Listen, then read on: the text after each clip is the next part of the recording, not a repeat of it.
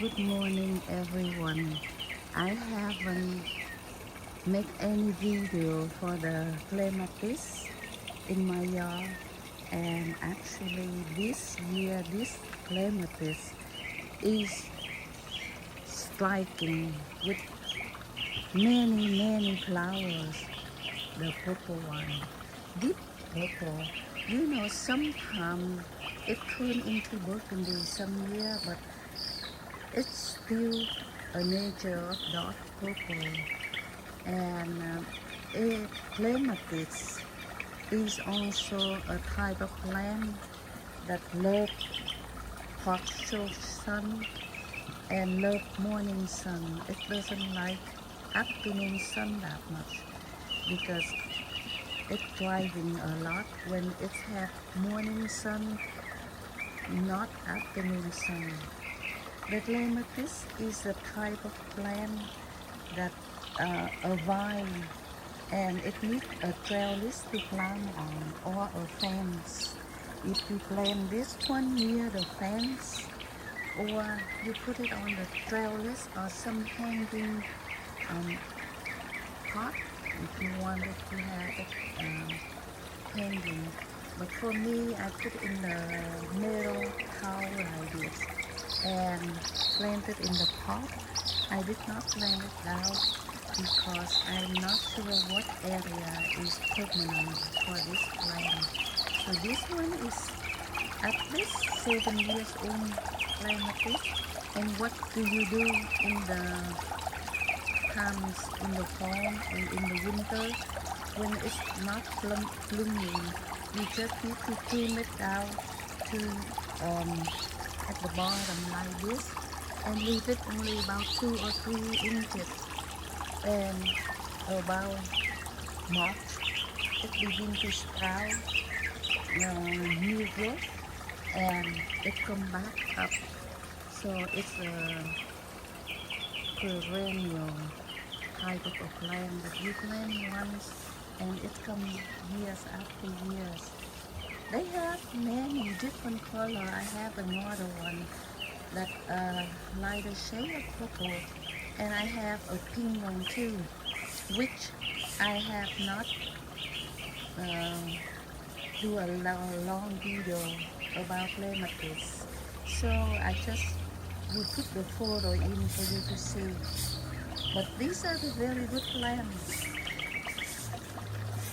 Same with clematis, epiphyllum right next to it. This just type of, the name is golden braid, and they also the type of plant that grow on the tree, or they love to be planted in the hanging basket like this, so it can trail down it, so you can see it beautiful. And both of these plants are underneath the shade tree. This is the big tree up here, and it provides some shade, and they love it.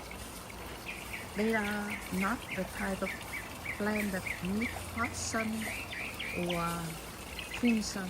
So if you plant it and give it shade, it loves it. In this corner, it's also a lot of shade, and it's amazing for epiphyllum because every year you can come here and you can sit with the serenity, and you can see how beautiful the they love shade so much. They massively blooming. The red one, the pink one, and you see this pot right here. It have many buds every year. About Mother Day, it will bloom for me at least epiphyllum in my yard, at least 100 flower blooming. And it's a very easy plant because you give it a right condition and it will come back year after year bigger and bigger. That is the fuchsia color right here. And I can tell you how to take care of this, and you can tell if it's healthy or not just by touching the leaf. And if you feel the leaf that's very hard and it have the center is the bone right here and it's firm, it's green, that is a healthy plant. Because when you have the plant that the leaves become wrinkle up or very thin, this is very thick right here. If it's very thin like paper thin, that means that it needs more water or it's stretched out. Epiphyllum love to bloom when its root bows, so you don't need to keep changing the pot. You you see a lot of stem like this, that means it's healthy. And when its root bow, it gives you more flower. You see how amazing this alone, this plant alone gives you at least 50 bucks right now. And right now is May, the first week of May, and this weekend, which is May 10, that's Mother Day. And I'm glad that I have so many to show off on Mother Day, because when the children come here, they can enjoy this flower too.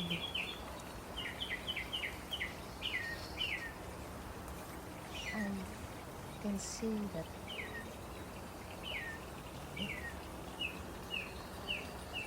the thing is, this one, why is it purple edge and green in the middle?